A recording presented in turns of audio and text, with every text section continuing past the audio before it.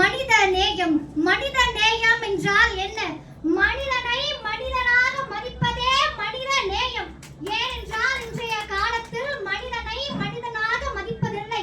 இதைத்தான் திருவாசகத்தில் கூறியிருக்கிறார். புல்லாகி பூடாய் புழுவாய் மரமாகி பல் விருகமாகி பறவையாய் பாம்பாகி கல்லாய் மனிதராய் பேயாய் கணங்களாய் பல் அசுரராகி முனிவராய் தேவராய் செல்லான் என்ற இத்தாவர சங்கமத்துள் என்று எல்லா பிறப்பையும் கூறியிருக்கிறார்.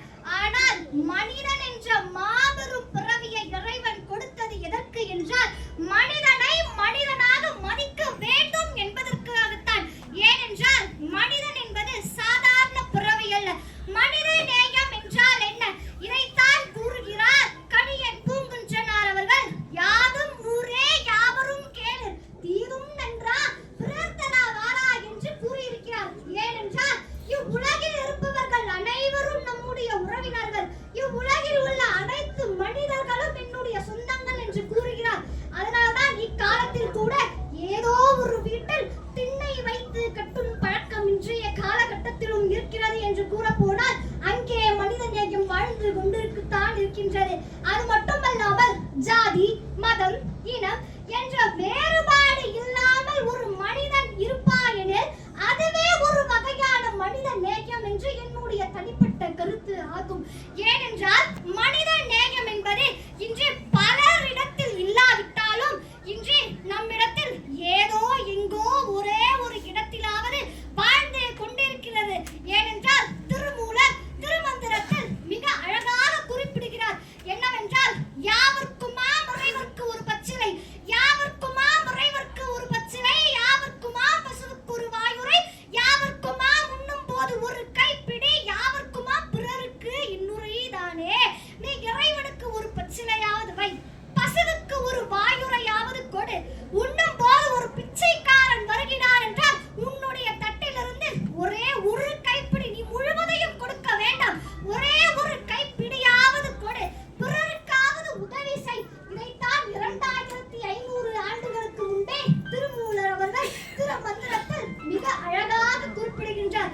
அது மட்டுமல்லாமல் திருவள்ளுவர் இயற்றிய திருக்குறள் என்ன கூறுகிறது என்றால், 2 அடிக்குள் சரவடியை வைத்து கையில் எடுத்தால் அதை படித்தால் தலையில் அடித்தார் போல் இருக்கும் ஒரு நூல். வாய்மை உண்மை பொறுமை கடமை கண்ணியம் கட்டுப்பாடு சுயமனித ஒழுக்கம் தனிமனித ஒழுக்கம் எப்படி இருக்க வேண்டும் எப்படி இருக்கக்கூடாது, நட்பு கூடா நட்பு மனித நேயம் கணவன் மனைவி ஆட்சி அரசன் என அனைத்து கருத்துக்களையும் கூறும் ஒரே ஒரு நூல் உலக பொதுமறை வாயுரை வாழ்த்து உத்திர வேதம் என அழைக்கப்படும் ஒரே ஒரு நூல், தலை சிறந்த நூல் எதுவென்றால் அது திருக்குறள். அதிலே திருவள்ளுவர் மிக அழகாக குறிப்பிடுகிறார்.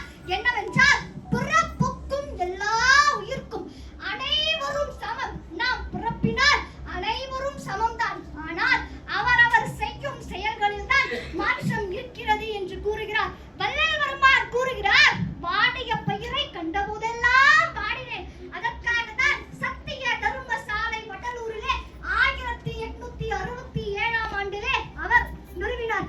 அன்றைக்கு அவர் ஏற்றிய அணைய அடுப்பு இன்று வரைக்கும் எரிகிறது என்றால் இதுவும் ஒரு வகையான மனித நேயம்தான். மனித நேயம் எங்கோ ஒரு இடத்தில் வாழ்ந்து கொண்டுதான் இருக்கிறது. மனித நேயம் சாகவில்லை. உங்களை போன்ற மனிதனுடைய மனதில் எல்லாம் மனித நேயமாகப்பட்டது வாழ்ந்து கொண்டுதான் இருக்கிறது.